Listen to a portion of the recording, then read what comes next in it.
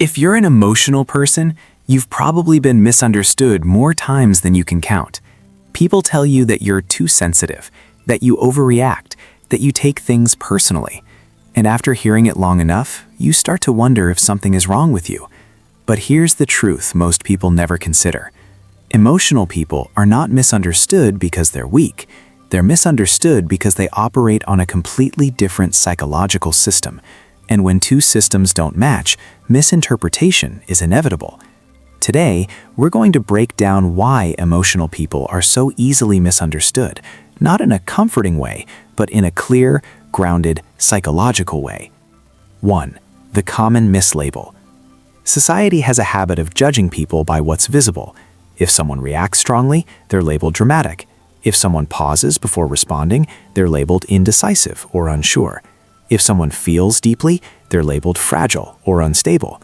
These labels feel simple, but they're also inaccurate because they focus only on what shows up on the surface, not on what's happening internally. Most people never stop to ask a more important question. What if the reaction isn't excessive, but the amount of input is heavier? Emotional people aren't responding to the same psychological load as everyone else. They're responding to more signals at the same time. And when someone processes more data, their reactions don't look normal by average standards. That gap between visible reaction and invisible processing is where misunderstanding begins. 2. A brain that doesn't filter much. Neuroscience uses a term called low latent inhibition. In simple terms, it describes how much information the brain filters out. Most people's brains are efficient filters. They ignore background noise. They tune out minor changes. They simplify the environment to conserve energy. Emotional people don't filter as aggressively. Their brains treat more information as relevant. They notice subtle tone shifts, micro-expressions that last less than a second, changes in posture, pacing, or emotional energy in a room. This doesn't mean they're trying to analyze everything. It happens automatically. The cost of this is overstimulation. The benefit is pattern recognition. So when emotional people feel overwhelmed, it's not because they lack resilience. It's because their mental system is running with too many open processes at once. 3. Emotional mirroring. Another major factor is mirror neuron sensitivity. Mirror neurons allow humans to emotionally understand others. They help us recognize intention, mood, and emotional shifts. In emotional people, this system is often more active. They don't just notice that someone is anxious. Their nervous system partially mirrors that anxiety. They don't just understand sadness intellectually, they feel a version of it physically. This is why emotional people often leave conversations feeling exhausted, even when nothing overtly negative happened. They weren't just listening, they were absorbing. From the outside, this seems irrational. From the inside, it feels unavoidable. The misunderstanding happens because most people assume empathy works the same way for everyone. It doesn't. 4. Depth of processing. Emotional people also process information differently over time.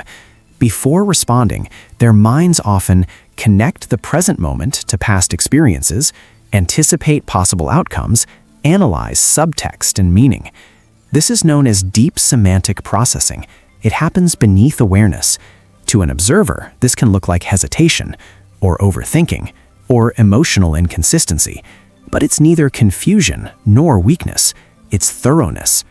While others respond to what's immediately visible, emotional people respond to what they sense might unfold next. This depth is rarely acknowledged, and because it's invisible, it's often misread as inefficiency. 5. The dark side of misunderstanding.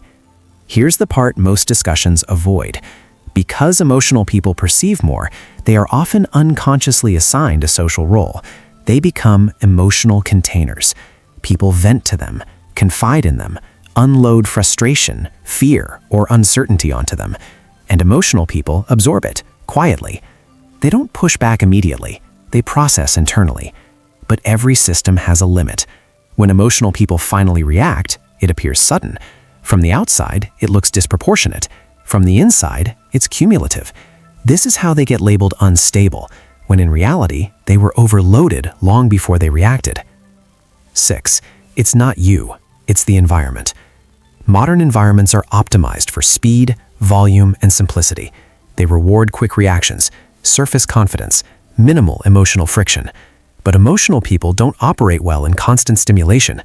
In loud, competitive, emotionally dense environments, they reach saturation faster.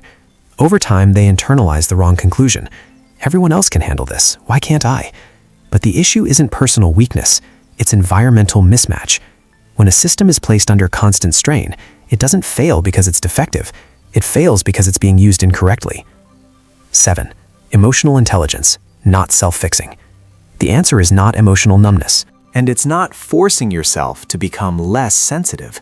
Emotional intelligence begins with understanding your processing capacity, your emotional thresholds, and your need for psychological space.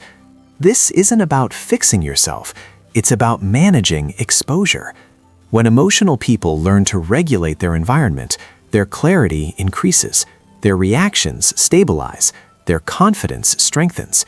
Not because they feel less, but because they feel within sustainable limits. Being misunderstood doesn't mean you're wrong, but not understanding why you're misunderstood can keep you stuck in self-doubt. Emotional people aren't broken.